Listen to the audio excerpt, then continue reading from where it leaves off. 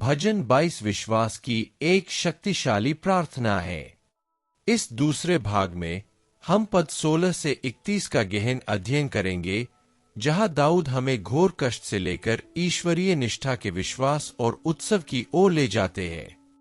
हम देखेंगे कि कैसे पीड़ा स्तुति में बदल जाती है और कैसे मानव हृदय की पुकार प्रभु में शक्ति और प्रतिक्रिया पाती है। एक गहन चिंतन के लिए तैयार हो जाइए जो आत्मा को छू ले, विश्वास को नवीनीकृत करे और यह प्रकट करे कि सबसे बड़ी विपत्ति में भी ईश्वरीय उपस्थिति हमें कभी नहीं छोड़ती। अगर आपको कभी लगा है कि मुश्किलें भारी पड़ रही है, अन्याय या उत्पीड़न आपके चारों ओर मंडरा रहा है, तो भजन संहिता 22 का यह अंश आपके लिए है। यहां दाऊद हमें दिखाते हैं कि बिना विश्वास खोए ईमानदारी और संवेदनशीलता के साथ रोना संभव है। उनके पदों का अनुसरण करके हम न केवल अपने दर्द को स्वीकार करेंगे, बल्कि हर परिस्थिति में सर्वशक्तिमान की निरंतर उपस्थिति की झलक भी पाएंगे। यह भजन तात्कालिक दुखों से परे देखने और यह समझने का निमंत्रण है कि ईश्वर ही मुक्तिदाता है, जो आंसुओं को आशा में और संघर्षों को विजय में बदल देते हैं। इस दूसरे भाग में आपको अपने जीवन पर चिंतन करने के लिए कहा जाएगा। आपने अपनी पीड़ा, अपनी पुकार और अपनी प्रार्थनाएं प्रभु के सामने कैसे रखी है? क्या हमने उन्हें दुहक की घाटी से मुक्ति के प्रकाश तक मार्गदर्शन करने दिया है? अंत तक बने रहें, क्योंकि पद दर पद गहन विश्लेषण के अतिरिक्त हम इस भजन से प्रेरित एक प्रार्थना भी करेंगे, एक ऐसी प्रार्थना जो आपके विश्वास को मजबूत करेगी, आपकी आशा को नवीनीकृत करेगी और हमें याद दिलाएगी कि सबसे तीव्र युद्धों में भी परमेश्वर हमारा शरण स्थान, हमारा रक्षक है, और वह एक जो निराशा को विजय में बदल देता है। क्या आप यह अनुभव करने के लिए तैयार है कि दाऊद का हर शब्द आज भी आपके हृदय को सीधे प्रभावित करता है? श्लोक 16, क्योंकि उन्होंने मुझे घेर लिया है, मानो सिंह फांता और फांता है, मेरे हाथ और पैर खुले पड़े हैं। भजनकार यहाँ हमें अपने चारों ओर व्याप्त खतरे की तीव्रता को दर्शाता है। वह खुद को असुरक्षित और असुरक्षित महसूस करता है, मानो उसके शरीर का हर अंग उसके शत्रुओं की दया पर हो, और यह चित्र मानवीय भय और नाजुकता को उजागर करता है। हालांकि ऐसे उत्पीड़न का सामना करते हुए भी हम सीखते हैं कि अपने भय को ईश्वर के सामने रखना शक्ति और सुरक्षा पाने का पहला कदम है। अपनी नाजुकता को स्वीकार करना साहस का कार्य है, जो हमें प्रभु के करीब लाता है और हमारे विश्वास को मजबूत करता है। घिरे होने और खतरे का एहसास हमें इस गहरी समझ को जगाता है कि हमारी सच्ची सुरक्षा परिस्थितियों से नहीं, बल्कि सृष्टिकर्ता पर भरोसे से आती है। दाऊद हमें सिखाते हैं कि परमेश्वर के सामने अपनी कमजोरी स्वीकार करने में कोई शर्म नहीं है। इसके विपरीत इसी समर्पण में हमें दुर्गम लगने वाली परिस्थितियों का सामना करने के लिए शरण और साहस मिलता है। परमेश्वर की उपस्थिति हमारी लाचारी को भरोसे और जीवंत आशा में बदल देती है। यह श्लोक हमें याद दिलाता है कि जब हम पूरी तरह से असुरक्षित महसूस करते हैं, तब भी प्रभु हमारी शक्ति और सुरक्षा है। वे हर बारीकी को देखते हैं, हर हमले को जानते हैं, और तब भी हमारा साथ देते हैं जब हमें लगता है कि कोई रास्ता नहीं है। अपने जीवन को प्रभु के हाथों में सौंपने से भय विश्वास में और निराशा शक्ति में बदल जाती है, और हमें याद दिलाती है कि सच्ची सुरक्षा उनकी उपस्थिति में है, खतरे की अनुपस्थिति में नहीं। प्रतिबिंबित करना, कैसे मैंने प्रतिक्रिया दी है जब मैं कठिनाइयों का सामना करते हुए घिरा हुआ और असुरक्षित महसूस करता हूं, तो क्या मैं अपनी कमजोरियों और डर को ईश्वर के सामने ले जाता हूं, या ये वाला क्या मैं अकेले उनका सामना कर सकता हूं? क्या मैं यह भरोसा करने को तैयार हूं कि प्रभु मुझे तब भी मजबूत करता है जब मेरे आसपास की हर चीज खतरनाक लगती है? श्लोक 17, क्योंकि मेरी सब हड्डियां उघाड़ी हुई है, मेरे शत्रु मुझ पर दुष्टता की दृष्टि से देखते हैं। दाऊद उन लोगों के सामने अपनी पूरी बेपरवाही और नाजुकता प्रकट करता है जो उसका अहित चाहते हैं। वह असुरक्षित महसूस करता है, मानो उसके शरीर का हर अंग दूसरों की हिंसा की दया पर हो। यह चित्र हमें दिखाता है कि सबसे क्रूर विपत्तियों के बीच भी हृदय की ईमानदारी और ईश्वर के प्रति समर्पण ही शक्ति पाने के मार्ग है। अपनी कमजोरी को पहचानने से विश्वास कम नहीं होता, बल्कि यह प्रभु में विश्वास को मजबूत करता है, जो हमें देखता है और हर समय हमारा साथ देता है। भजन संहिता हमें इस बात पर विचार करने के लिए आमंत्रित करती है कि हम अपने दैनिक जीवन में शत्रुतापूर्ण नजरों और आलोचनाओं का सामना कैसे करते हैं। जब हमें लगता है कि हमारे आसपास के सभी लोग हमें निंदा या द्वेष की दृष्टि से देख रहे हैं, तो निराश होना स्वाभाविक है। लेकिन दाऊद हमें सिखाते हैं कि ईश्वरीय सुरक्षा मानवीय धारणा से परे है। जब हम अपनी कमजोरियों को प्रभु के सामने समर्पित कर देते हैं, तो वह एक सुरक्षित आश्रय के रूप में कार्य करते हैं, हमें नुकसान से बचाते हैं और भय को गहरे और दृढ़ साहस में बदल देते हैं। यह श्लोक हमें यह भी याद दिलाता है कि परमेश्वर की सतर्कता और विश्वास योग्यता किसी भी विरोध से बढ़कर है। जब हमें ऐसा लगता है कि सभी की नजरें हम पर बुरी नीयत से टिकी है, तब भी प्रभु की उपस्थिति हमें घेरे रहती है, हमें मजबूत करती है और हमें आशा देती है। वही है जो सबसे कष्टदायक परिस्थितियों में भी हमारी रक्षा करते हैं और हमें याद दिलाते हैं कि जो लोग उस पर भरोसा रखते हैं, उन पर किसी भी बुराई का कोई असर नहीं होता। प्रतिबिंबित करना, कैसे मैंने प्रतिक्रिया दी है बुराई और दूसरों के न्याय का सामना करते हुए, क्या मैं ईश्वर की शरण में हूं? क्या मैंने ईश्वर की शरण ली है या मुझे केवल अपनी शक्ति पर ही भरोसा है? क्या मैं अपनी कमजोरियों और पीड़ा को प्रभु के सामने समर्पित करने को तैयार हूं, ताकि वे भय को विश्वास में बदल सके? पद 18। वे मेरे वस्त्र आपस में बांट लेते हैं और मेरे वस्त्र पर चिट्ठी डालते हैं। यह पद मसीहा संबंधी एक अद्भुत भविष्यवाणी है, जो मसीह के क्रूस पर चढ़ने में अक्षरशः पूरी हुई। यूहन्ना 19 अध्याय पदों 23 और 24। वस्त्रों के बंटने और अंगरखे पर चिट्ठी डालने का विवरण परमेश्वर की सावधानी को दर्शाता है। यह दर्शाने में कि कुछ भी संयोग से नहीं हो रहा था। मसीहा के कष्टों का हर विवरण पहले से ही लिखा और पूर्वानुमेय था। दाऊद आत्मा से प्रेरित होकर अत्यधिक अपमान के एक दृश्य का वर्णन करता है, जहां वस्त्रों के साथ साथ गरिमा भी छीन ली गई प्रतीत होती है। यहां हमें प्रभु के समर्पण की गहराई पर विचार करने के लिए प्रेरित किया गया है, जिसने स्वयं को इस हद तक असुरक्षित बना दिया कि मनुष्यों को अपना सब कुछ, यहां तक कि अपने वस्त्र भी छीन लेने दिया। यह स्मरण करने का आह्वान है कि हमारा उद्धार महंगा था और परमेश्वर के पुत्र के लिए हमें अपमान, लज्जा और पीड़ा की कीमत चुकानी पड़ी। जब हम अपने अपमान के अनुभवों के बारे में सोचते हैं, तो यह पद हमें याद दिलाता है कि मसीह ने इससे भी कहीं अधिक कष्ट सहे ताकि आज हम जीवन और सम्मान पुनः प्राप्त कर सके। वस्त्रों का बंटवारा इस बात का भी प्रतीक है कि कैसे दुनिया प्रभु की चीजों को हड़पने की कोशिश करती है, पवित्र चीजों को सामान्य बनाने की कोशिश करती है। लेकिन ईश्वर का न्याय यह सुनिश्चित करता है कि मानवीय अन्याय के बीच भी उनकी सिद्ध योजना पूरी हो। क्रूस पर जो कुछ भी हुआ, वह कोई हानि नहीं थी। सब कुछ एक वादे की पूर्ति और मुक्ति का एक साधन था। प्रतिबिंबित करना, यह आयत मुझे छुटकारे के इतिहास के हर पहलू में परमेश्वर की देखभाल के बारे में क्या बताती है।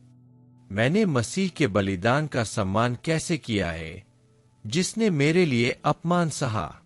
मैं प्रभु की योजना पर भरोसा करना कैसे सीख सकता हूँ, तब भी जब सब कुछ अनुचित या अपमानजनक लगे। पद 19। परंतु हे प्रभु, तूने ऐसा नहीं किया, तलना का मुझे है मेरे बल, मेरी सहायता करने में शीघ्रता करो। इस पुकार में डेविड यह दर्शाता है कि अत्यंत कष्टों के बीच भी उसकी आशा प्रभु पर केंद्रित रहती है। वह पहले बदला या तत्काल राहत नहीं, बल्कि ईश्वर की उपस्थिति की प्रार्थना करता है। दाऊद का सबसे बड़ा दर्द न केवल उसके शत्रुओं द्वारा किए गए कार्यों से है, बल्कि प्रभु से दूरी का एहसास भी है। जब वह कहता है, मैं बलवान हूं, तो वह स्वीकार कर रहा होता है कि प्रभु के बिना उसके पास सहन करने की शक्ति नहीं है।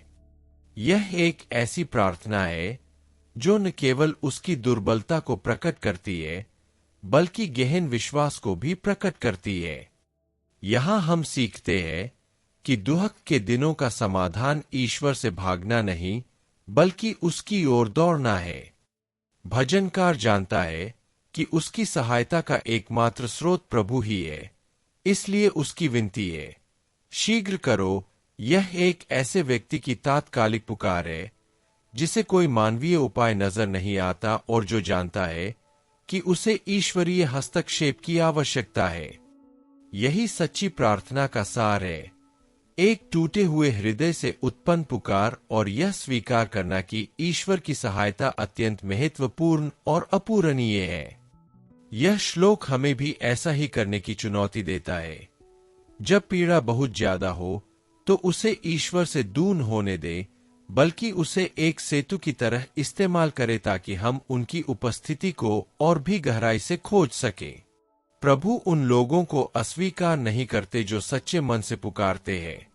इसके विपरीत वे उन लोगों के निकट आते हैं जो विश्वास के साथ उनका नाम पुकारते हैं। जब हम इस तरह निर्भर रहना सीखते हैं तो हमें वहां शक्ति मिलती है जहां पहले केवल कमजोरी थी, और वहां आशा मिलती है जहां हमें केवल निराशा दिखाई देती थी। प्रतिबिंबित करना, क्या मैंने दुख के समय में प्रभु की उपस्थिति को अपनी सबसे बड़ी जरूरत के रूप में खोजा है? मेरे लिए परमेश्वर को अपनी शक्ति कहने का क्या अर्थ है? मैं अपने दुख के क्षणों को प्रार्थनाओं में कैसे बदल सकता हूं जो मुझे परमपिता के और करीब लाए? श्लोक 20। उद्धार करो मैं हाँ सिंह के मुख से, भैंसों के सींगों से मुझे बचाओ। दाऊद यहां अपने सामने मौजूद खतरे की भयावहता को व्यक्त करने के लिए शक्तिशाली प्राकृतिक रूपक का प्रयोग करता है। सिंह और भैंस प्रचंड शक्तियों और अदम्य शत्रुओं का प्रतिनिधित्व करते हैं, लेकिन उसे अपनी रणनीतियों पर भरोसा नहीं है। भजनकार प्रभु की ओर मुड़ता है, यह समझते हुए कि केवल ईश्वरीय हस्तक्षेप ही उसे उससे बड़ी शक्तियों से बचा सकता है। यह पूर्ण निर्भरता और विश्वास की अभिव्यक्ति है, एक अनुस्मारक है कि हमारी मानवीय शक्ति की सीमाएं हैं, लेकिन ईश्वर की शक्ति असीम है। यह पद हमें सिखाता है कि जब हम खतरों और बेकाबू परिस्थितियों से घिरे हुए महसूस करते हैं, तब भी हम विश्वास के साथ परमेश्वर को पुकार सकते हैं। अपनी नाजुकता को पहचानना परमेश्वर की शक्ति का अनुभव करने का पहला कदम है। दाऊद हमें दिखाता है कि प्रार्थना ही वह माध्यम है जिसके माध्यम से सुरक्षा और मुक्ति मिलती है, और मदद मांगना कमजोरी की नहीं, बल्कि आध्यात्मिक बुद्धि की निशानी है। जब हम इस आयत पर मनन करते हैं तो हम अपने डर और खतरों को परमेश्वर की उपस्थिति में लाना सीखते हैं। हमारे जीवन में चाहे कितना भी खूंखार शेर क्यों न हो, चाहे वह कोई समस्या हो, कोई मुश्किल रिश्ता हो या कोई गहरा डर हो, प्रभु हमें छुड़ाने में सक्षम है। उन पर भरोसा करने से हमें उन परिस्थितियों का सामना करने का साहस मिलता है जिनका अकेले सामना करना असंभव लगता है, और वे हमें याद दिलाते हैं कि वे हमारे निरंतर रक्षक हैं। प्रतिबिंबित करना, आज मैं किन शेरों या भैंसों का सामना कर रहा हूं जिनसे केवल परमेश्वर ही छुटकारा दिला सकता है? क्या मैंने अपनी धमकियों और भय को सीधे प्रभु के सामने रखा है, या मैं उनका अकेले ही सामना करने की कोशिश कर रहा हूं? परमेश्वर की सुरक्षा पर पूरी तरह निर्भर रहकर मेरा विश्वास कैसे मजबूत हो सकता है? पद 21। मैं बड़ी सभा में तेरा धन्यवाद करूंगा, मैं तेरे डरवैयों के सामने अपनी मन्नतें पूरी करूंगा। यहाँ दाऊद परमेश्वर के प्रति कृतज्ञता और सम्मान के प्रति सार्वजनिक प्रतिबद्धता व्यक्त करता है। वह मानता है कि उसके कष्टों के प्रति परमेश्वर की प्रतिक्रिया को सबके सामने घोषित किया जाना चाहिए, न कि केवल निजी मौन में। भजनकार हमें दिखाता है कि सच्चा विश्वास कर्मों, शब्दों और व्यवहारों में प्रकट होता है, जो मान्यता और स्तुति को प्रतिबिंबित करते हैं। यह उद्धार के अनुभव को उन लोगों के लिए गवाही और प्रेरणा में बदलने का निमंत्रण है जो प्रभु का भय मानते हैं।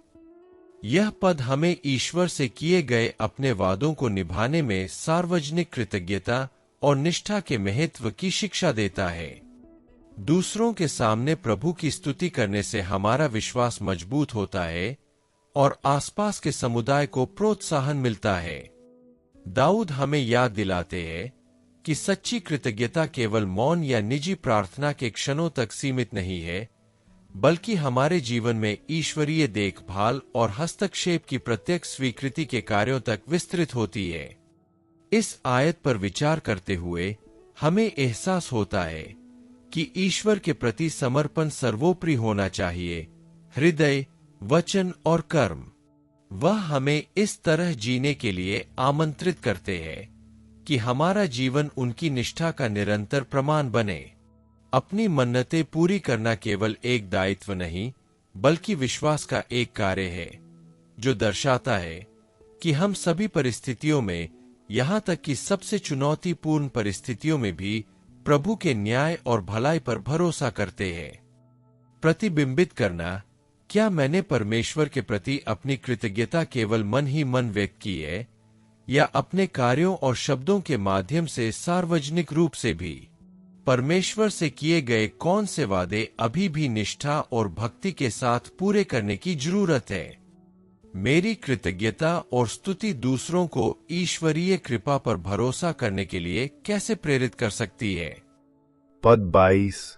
नम्र लोग भोजन करके तृप्त होंगे, जो यहोवा के खोजी है, वे उसकी स्तुति करेंगे। तुम्हारे हृदय सदैव जीवित रहें। दाऊद यहाँ उन लोगों के लिए संतुष्टि और आनंद का वादा प्रकट करते हैं जो नम्र हृदय रखते हैं और सच्चे मन से परमेश्वर की खोज करते हैं। विनम्र शब्द का अर्थ कमजोरी नहीं, बल्कि प्रभु में समर्पण और पूर्ण विश्वास है। यह स्वीकार करते हुए कि सारी शक्ति, सुरक्षा और प्रावधान उन्हीं से आते हैं। इस नम्र भक्ति का प्रतिफल जीवन की परिपूर्णता है और आध्यात्मिक आनंद एक गवाही बन जाता है, जो दूसरों को भी उसी मार्ग पर चलने के लिए प्रेरित करता है। भजनकार हमें विनम्रता और ईश्वरीय आशीर्वाद के बीच के संबंध पर विचार करने के लिए आमंत्रित करता है। जो लोग शुद्ध हृदय से प्रभु को खोजते हैं, उन्हें न केवल आवश्यक आध्यात्मिक पोषण प्राप्त होता है, बल्कि एक गहन आनंद का भी अनुभव होता है, जो बाहरी परिस्थितियों से परे होता है। यह ईश्वर की कृपा पर भरोसा करने का निमंत्रण है, यह जानते हुए कि जो लोग पूरे हृदय से उसे खोजते हैं, वह उनकी इच्छाओं को पूरा करता है। यह श्लोक हमें याद दिलाता है कि सच्चा भरपूर जीवन आत्मसंतुष्टि या सांसारिक संसाधनों में नहीं, बल्कि ईश्वर की उपस्थिति की निरंतर खोज में निहित है। यह नम्रता और प्रभु पर निर्भरता विकसित करने का आह्वान है, जिससे हमारे हृदय आनंद और स्थायी कृतज्ञता से भर जाए। हमारा हर कार्य उस विश्वास और आनंद को प्रतिबिंबित करे जो केवल ईश्वर ही प्रदान कर सकते हैं। प्रतिबिंबित करना, क्या मैंने ईश्वर को सच्चे मन से खोजा है, या सिर्फ सतही तौर पर तुरंत लाभ की उम्मीद में? क्या मेरे जीवन में वह विनम्रता झलकती है जो प्रभु द्वारा दिए गए आशीर्वाद और आध्यात्मिक संतुष्टि को आकर्षित करती है? मैं ऐसा जीवन कैसे जी सकता हूं जिससे ईश्वर में मेरा आनंद और विश्वास दूसरों को भी उनकी खोज करने के लिए प्रेरित करे? लोभी। पद 23। पृथ्वी के दूर दूर देशों के लोग यहोवा को स्मरण करेंगे और उसकी ओर फिरेंगे, और जाति जाति के सब कुल तेरे सामने दंडवत करेंगे। यहाँ दाऊद ईश्वर की आराधना की सार्वभौमिकता का एक दर्शन व्यक्त करते हैं। वे हमें याद दिलाते हैं कि जो लोग दूर है या अलग अलग संस्कृतियों में रहते हैं, वे भी प्रभु की सर्वोच्चता को पहचानेंगे और उनकी ओर मुड़ेंगे। यह एक ऐसा दृष्टिकोण है जो ईश्वर की उपस्थिति की परिवर्तनकारी शक्ति को प्रकट करता है, जो हृदयों को छूने और समस्त मानवता को आराधना और श्रद्धा की ओर ले जाने में सक्षम है। यह श्लोक हमें अपने आसपास की दुनिया पर अपने विश्वास और भक्ति के प्रभाव पर विचार करने के लिए प्रेरित करता है। परमेश्वर के प्रति विश्वास और समर्पण का प्रत्येक कार्य एक ऐसा प्रकाश हो सकता है जो दूसरों को उसकी महिमा की ओर इंगित करता है। यह प्रतिज्ञा कि राष्ट्रों के सभी परिवार प्रभु के सामने झुकेंगे हमें दिखाती है कि ईश्वरीय विश्वास योग्यता भौगोलिक और सांस्कृतिक बाधाओं को पार करके पृथ्वी के छोर तक पहुंचती है। हमें यह भी स्वीकार करने के लिए आमंत्रित किया जाता है कि आराधना केवल एक व्यक्तिगत अभ्यास नहीं है, बल्कि एक महान दिव्य योजना का हिस्सा है। जब हम ईश्वर की ओर मुड़ते हैं तो हम विश्वास के समुदाय को मजबूत करते हैं और उसकी महिमा के साधन बनते हैं। राज्य के विस्तार और हमारे आसपास के जीवन के परिवर्तन में भाग लेते हैं। हमारी भक्ति इस महानता को प्रतिबिंबित करे और दूसरों तक आशा और प्रकाश पहुंचाए। प्रतिबिंबित करना, क्या परमेश्वर की मेरी आराधना केवल व्यक्तिगत है या मैं अपने आसपास के लोगों के जीवन में उनकी महिमा को प्रतिबिंबित करना चाहता हूं? मैं अपने कार्यों के माध्यम से दूसरों को प्रभु को जानने और उनकी ओर मुड़ने का माध्यम कैसे बन सकता हूं? क्या मैं जानता हूं कि परमेश्वर की विश्वसनीयता पृथ्वी के कोने कोने तक पहुंचती है और हर हृदय को आराधना के लिए आमंत्रित करती है? पद 24, क्योंकि राज्य यहोवा का है और वह जाति जाति पर प्रभुता करता है। इस पद में दाऊद समस्त सृष्टि पर प्रभु की पूर्ण प्रभुता की पुष्टि करता है। वह हमें याद दिलाता है कि परिस्थितियां चाहे कैसी भी हो, संसार उसके प्रभुत्व में है और कोई भी मानवीय शक्ति ईश्वरीय इच्छा के विरुद्ध प्रबल नहीं हो सकती। यह विश्वास की घोषणा है जो हमारी आत्मा को दृढ़ करती है और हमें आश्वस्त करती है कि संघर्षों के बीच भी नियंत्रण सृष्टिकर्ता के हाथों में है।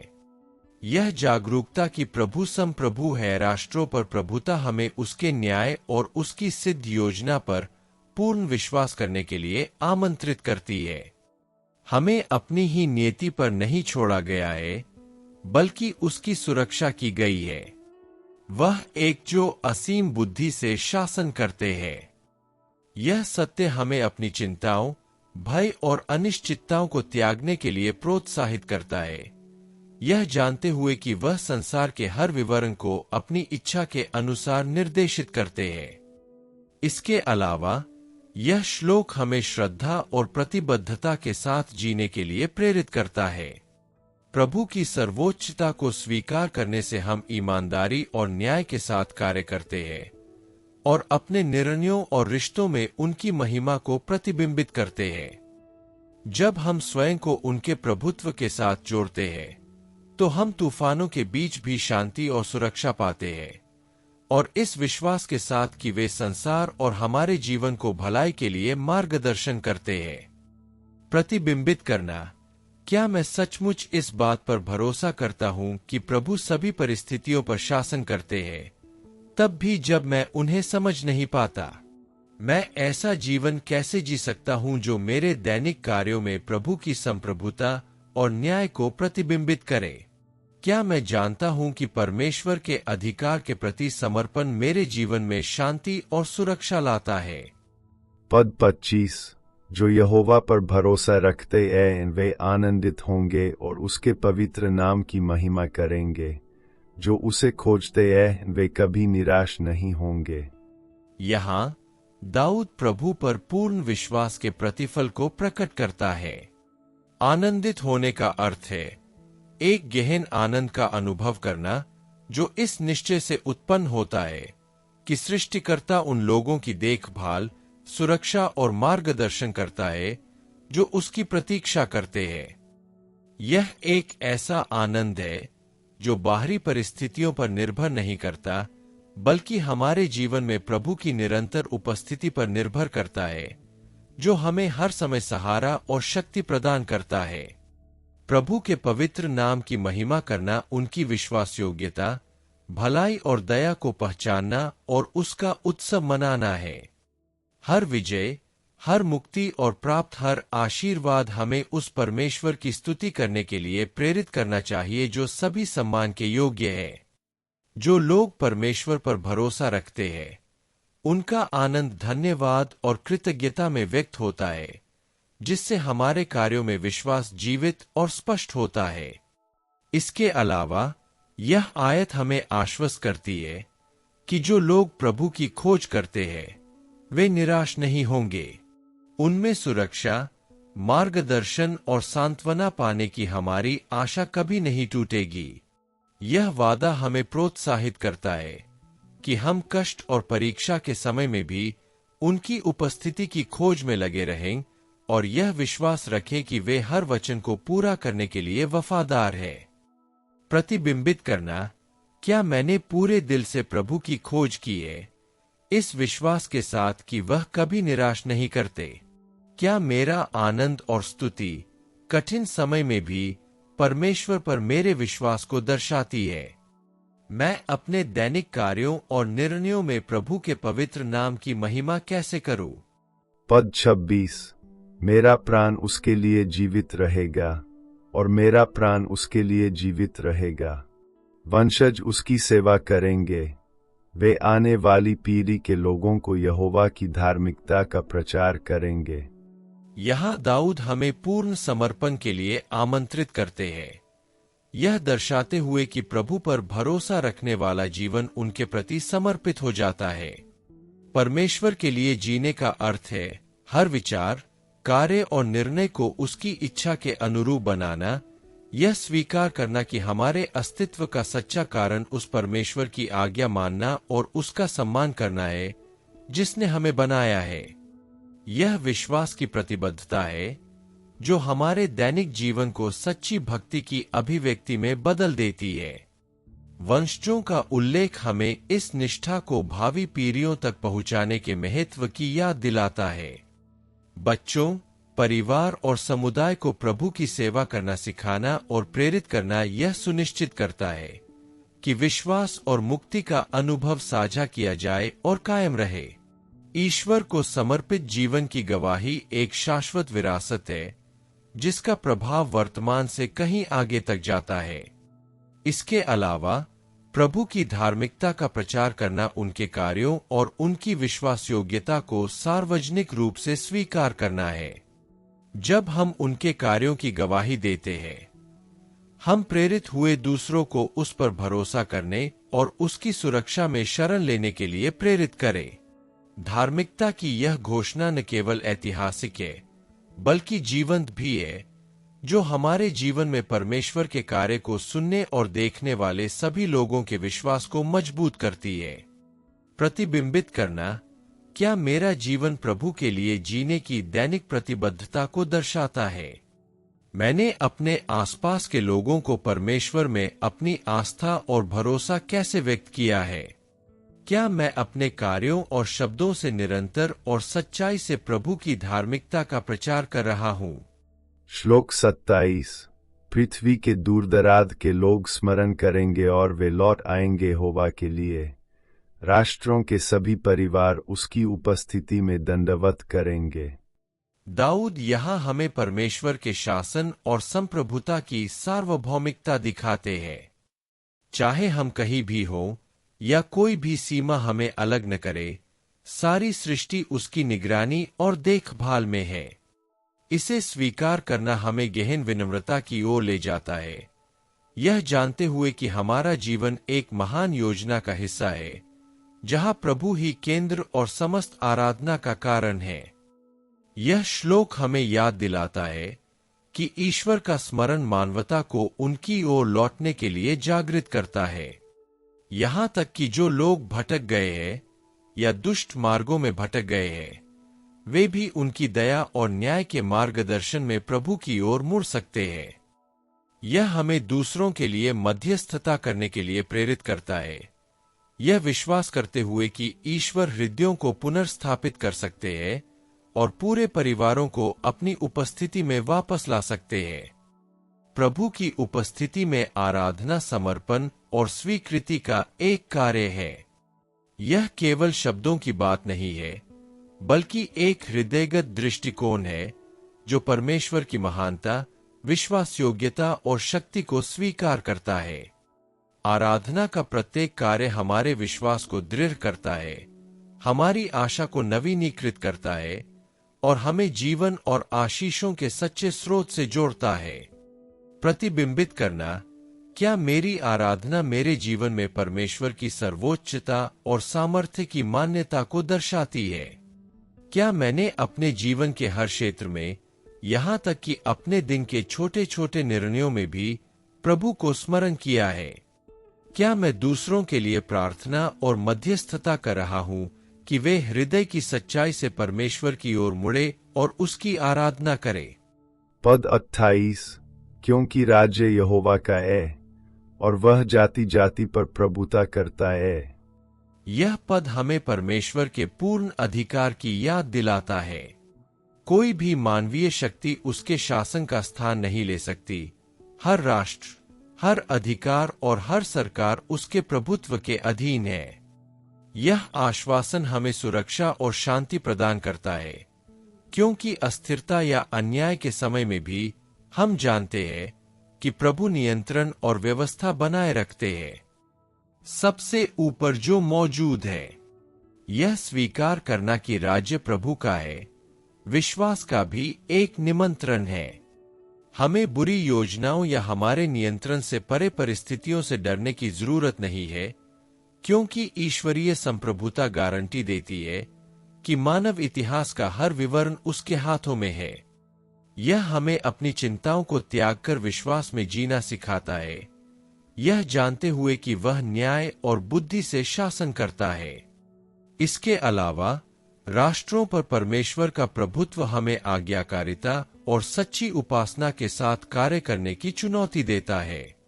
हमें नियंत्रण करने के लिए नहीं, बल्कि राज्य के सिद्धांतों पर भरोसा करने, उनका आदर करने और उनके अनुसार जीने के लिए बुलाया गया है। उनकी इच्छा के अनुरूप प्रत्येक कार्य पृथ्वी पर उनके राज्य के प्रकटीकरण का हिस्सा बन जाता है, जो हमारे जीवन में उनकी महिमा को प्रतिबिंबित करता है। प्रतिबिंबित करना, मेरे पास है। आत्मविश्वासी, क्या मैं परमेश्वर की सर्वोच्चता पर भरोसा रखता हूं तब भी जब परिस्थितियां अस्तव्यस्त लगती है? क्या मैं अपने जीवन के सभी क्षेत्रों और अपने आसपास के राष्ट्रों पर प्रभु के अधिकार को स्वीकार करता हूं? मैं अपने दैनिक जीवन में किस प्रकार ऐसा जीवन जी सकता हूं जिससे मेरे कार्यों और निर्णयों में परमेश्वर का राज्य प्रतिबिंबित हो? पद 29, जो लोग कब्र में पड़े ऐच वे सब यहोवा की स्तुति गाएंगे, यहाँ तक कि जो लोग पृथ्वी पर चले जाएंगे वे भी उसकी आराधना करना बंद नहीं कर पाएंगे। यह श्लोक हमें ईश्वर की स्तुति की अनंतता पर चिंतन करने के लिए आमंत्रित करता है। यहाँ तक कि जो लोग इस जीवन से, आत्मा या स्मृति से विदा हो चुके हैं, वे भी प्रभु के उत्कर्ष में भाग लेंगे। उनकी आराधना सांसारिक अस्तित्व से परे है। यह दर्शाती है कि उनकी शक्ति, भलाई और विश्वास योग्यता सदैव गूंजती रहती है और समस्त सृष्टि, यहाँ तक कि जो मौन या विस्मृत प्रतीत होती है, वह भी उनकी महिमा के समक्ष नतमस्तक है। यह समझना कि सभी लोग, यहाँ तक कि जो लोग अब इस दुनिया में नहीं हैं, उनकी स्तुति करेंगे, हमारे विश्वास को मजबूत करता है और दर्द व क्षति के बीच हमें आशा प्रदान करता है। कुछ भी और कोई भी प्रभु की पहुंच से परे नहीं है और उनकी महिमा सदा सर्वदा पहचानी जाएगी। यह हमें इस तरह जीने की चुनौती देता है कि हम अपने सांसारिक जीवन को इस निरंतर उत्सव के साथ जोड़ दें, हर पल उन्हें समर्पित करें और हर चीज में उनकी उपस्थिति का आनंद लें। इसके अलावा यह पद हमें परमेश्वर की विश्वास योग्यता के बारे में सिखाता है। मृत्यु के बाद भी फैली स्तुति हमें याद दिलाती है कि वह अपने वादे निभाता है और उसका राज्य शाश्वत है। इसे समझते हुए हमें न केवल शब्दों से बल्कि अपने व्यवहार, कार्यों और विकल्पों से भी आराधना करने के लिए कहा जाता है, जिससे हम अपने आसपास के सभी लोगों में उसके चरित्र और भलाई को प्रतिबिंबित कर सके। प्रतिबिंबित करना, क्या मैंने इस तरह जीवन जिया है कि कठिनाइयों और चुनौतियों के बावजूद भी मेरी परमेश्वर की आराधना निरंतर बनी रहे? क्या मैं परमेश्वर के राज्य की अनंतता और मृत्यु के बाद भी उसकी विश्वास योग्यता को पहचानता हूँ? मैं अपने दैनिक कार्यों में स्तुति और आराधना को कैसे शामिल कर सकता हूँ, जिससे मेरे जीवन में प्रभु की महिमा प्रतिबिंबित हो? श्लोक 30। भावी पीढ़ी प्रभु की सेवा करेगी। भावी पीढ़ियां उसकी आराधना करने वालों में गिनी जाएंगी। यह पद हमें पीढ़ी दर पीढ़ी हस्तांतरित विश्वास के महत्व की याद दिलाता है। परमेश्वर न केवल हमसे व्यक्तिगत रूप से जुड़ता है, बल्कि यह भी चाहता है कि उसके कार्य, उसका प्रेम और उसकी प्रतिज्ञाएं हमारे बाद आने वाले लोगों द्वारा स्मरण और सम्मानित हो। हमें इस तरह जीने के लिए कहा गया है कि हमारा जीवन दूसरों को उसे जानने और उस पर विश्वास करने के लिए प्रेरित करे और एक ऐसी आध्यात्मिक विरासत छोड़े जो समय से परे हो और आने वाली पीढ़ियों के विश्वास को मजबूत करे। यह समझकर कि प्रभु चाहते हैं कि उनके नाम का सम्मान उन लोगों द्वारा किया जाए जो अभी तक अजन्मे हैं, हम निष्ठा, प्रार्थना और आराधना का जीवन जीने की अपनी जिम्मेदारी समझते हैं। ईश्वर द्वारा निर्देशित प्रत्येक कार्य, प्रत्येक चुनाव एक आध्यात्मिक बीज बन जाता है जो भविष्य में अनेक हृदयों में प्रस्फुटित होगा। यह उद्देश्यपूर्ण जीवन जीने का एक निमंत्रण है, यह जानते हुए कि हमारे कार्य वर्तमान से परे भी प्रतिध्वनित होते हैं। इसके अलावा यह श्लोक हमें प्रेम और ज्ञान के साथ अपने विश्वास को सिखाने और बांटने की चुनौती देता है। हमें भक्ति और विश्वास के उदाहरण बनना चाहिए, यह दिखाते हुए कि प्रभु की सेवा ही सच्चे आनंद और सुरक्षा का स्रोत है। यह शाश्वत में निवेश करने और ईश्वर के साथ ऐसा रिश्ता बनाने का आह्वान है जो हमारे आसपास के सभी लोगों को प्रेरित करे। भी निम्न न लिखित प्रतिबिंबित करना, मैं अपने परिवार, समुदाय या मित्रों की भावी पीढ़ियों को प्रभु को जानने और उनकी सेवा करने के लिए कैसे प्रेरित कर रहा हूँ? क्या मैं ऐसे विश्वास का जीवन जी रहा हूँ जो दूसरों को ईश्वर पर भरोसा करने के लिए प्रेरित करता है? मैं ऐसी आध्यात्मिक विरासत कैसे छोड़ सकता हूँ जो मेरे समय के बाद भी बनी रहे? पद 31। क्योंकि राज्य यहोवा का है, वह जाति जाति पर प्रभुता करता है। यह श्लोक हमें याद दिलाता है कि सभी परिस्थितियों से ऊपर प्रभु समस्त सृष्टि पर प्रभुता रखते हैं। उनके नियंत्रण से कुछ भी नहीं बचता और सभी राष्ट्र, लोग और नेता उनके अधिकार में है। यह हमें अनिश्चितता के बीच सुरक्षा प्रदान करता है, क्योंकि जब हम संकटों या अन्याय का सामना करते हैं, तब भी प्रभु की शक्ति अडिग रहती है और उनका न्याय प्रबल होता है।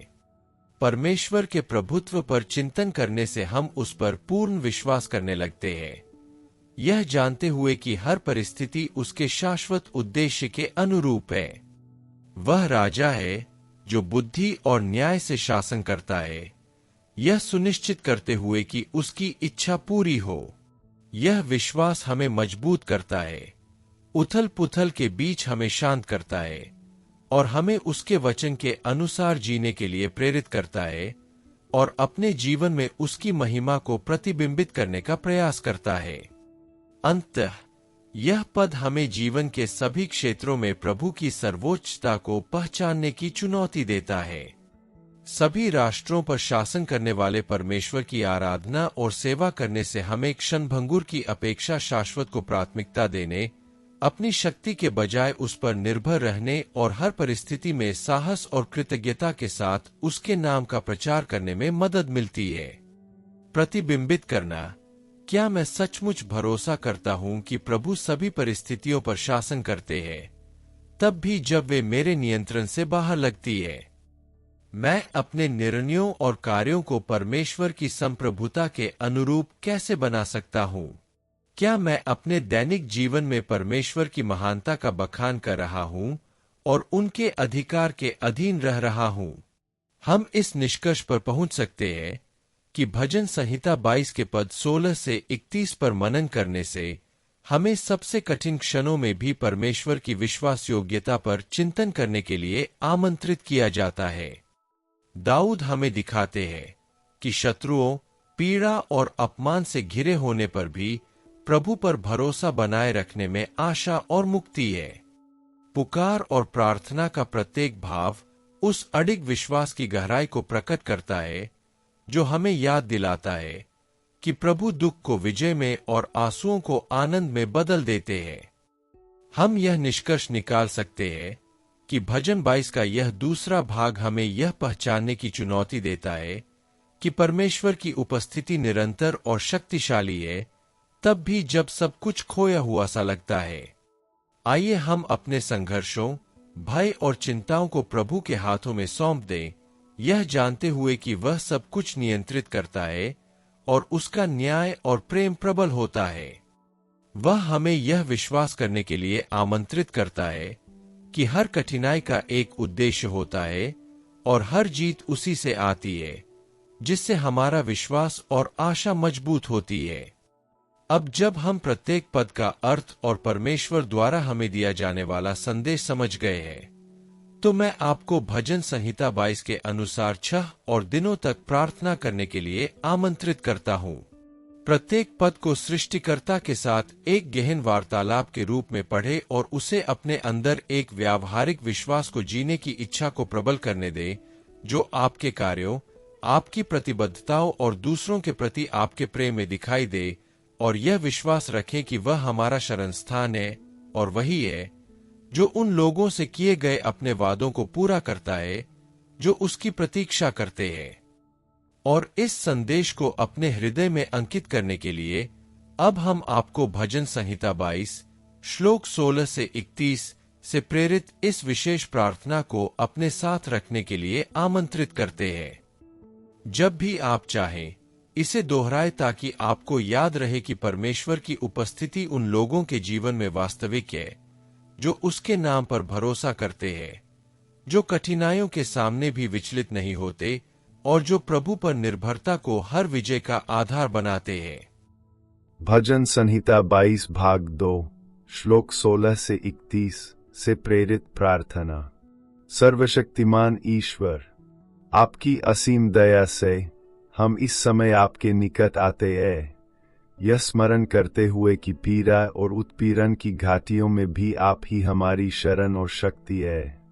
जैसे दाऊद ने शत्रुओं और कष्टों से घिरे होने पर आपकी उपस्थिति पर भरोसा किया था, वैसे ही हम भी साहस और ईमानदारी से आपकी पुकार करना सीखें और अपने हर भय, हर पीड़ा और हर कठिनाई को आपके सामने समर्पित करें जो हमें कष्ट पहुंचाती है। आपकी आत्मा द्वारा हमारा विश्वास नवीनीकृत और सुदृढ़ हो, तब भी जब हम यह नहीं समझ पाते कि हमारे आसपास क्या हो रहा है। हे पिता, हमें यह पहचानना सिखाए कि हर विजय, हर मुक्ति और हर सुरक्षा आप ही से आती है। हमें उन लड़ाइयों को आपके हाथों में सौंपने में मदद करें जिन्हें हम अकेले नहीं जीत सकते, और यह विश्वास रखें कि आपका न्याय अपने समय पर प्रकट होगा। हमारे आंसू खुशी में बदल जाए, मदद के लिए हमारी पुकार स्तुति में बदल जाए, और आप पर हमारी निर्भरता हमारी सारी आशा का आधार बने। हम कमजोरी के हर पल में आपकी सच्ची उपस्थिति का अनुभव करें, और आपकी निष्ठा हमारे संघर्षों में हमें सहारा दे। महोदय, मजबूत अपने हृदयों को पवित्र करो ताकि हम राष्ट्रों के बीच तुम्हारी महिमा का बखान कर सकें, जैसे दाऊद ने कहा था कि जो कोई तुम्हारी प्रतीक्षा करता है वह धन्य है। हमारे वचन और कर्म तुम्हारी भलाई को प्रतिबिंबित करें और तुम्हारे अद्भुत कार्यों की स्मृति हमें आत्मविश्वास और कृतज्ञता के साथ जीने के लिए प्रेरित करे। विपत्ति के समय भी हम अपनी दृष्टि तुम पर टिकाए रखें, यह जानते हुए कि तुम हमारे साथ हो। आप इकट्ठा करें और हम आप ड्राइव करें जीत के लिए। प्रिय पिता, आपके प्रेम और सुरक्षा का आश्वासन हमें प्रतिदिन प्राप्त हो और हमें याद दिलाए कि जो लोग आप पर भरोसा रखते हैं उन पर कोई शत्रु, कोई बाधा और कोई विपत्ति हावी नहीं हो सकती। यह प्रार्थना हमें दृढ़, आशावान और कृतज्ञ बने रहने में मार्गदर्शन करे और यह स्वीकार करे कि जीवन, मोक्ष और हर आशीर्वाद आप ही से आते हैं, हमारे प्रभु और सृष्टिकर्ता से। यीशु के नाम पर आमीन। अगर यह संदेश आपके दिल को छू गया है तो कृपया इस वीडियो को लाइक करें और इसे किसी ऐसे व्यक्ति के साथ साझा करें जिसे यह याद दिलाने की जरूरत है कि जीवन की कठिनाइयों, दर्द और चुनौतियों के बीच भी ईश्वर ही है जो उन लोगों को मजबूत करते हैं, उनकी रक्षा करते हैं और उन्हें विजय प्रदान करते हैं जो उन पर भरोसा करते हैं। आइए हम सब मिलकर प्रभु की कृपा में विश्राम करना सीखें और आशा के साथ जीवन जिए, तब भी जब घाटियां बहुत गहरी लगे, यह जानते हुए कि विजय और मुक्ति उन्हीं से मिलती है। भजन संहिता पर गहन चिंतन जारी रखने के लिए चैनल की सदस्यता लें। प्रत्येक नए अध्ययन को प्राप्त करने के लिए नोटिफिकेशन चालू करें और टिप्पणियों में अपना प्रार्थना अनुरोध छोड़ दें ताकि हम विश्वास और स्नेह के साथ आपके लिए मध्यस्थता कर सके। प्रभु आपके हृदय को दृढ़ करे, आपके कदमों को प्रकाशित करे और भजन संहिता 22 की शिक्षाओं को प्रतिदिन लागू करने में आपकी सहायता करे। आप आत्मविश्वास से जीवन जिए, हर मुक्ति में परमेश्वर की उपस्थिति को पहचाने और प्रभु द्वारा दी गई हर आशीष का आनंद ले। अगले वीडियो तक भगवान आपके जीवन, आपके परिवार और आपके सभी व्यवसायों को आशीर्वाद दे।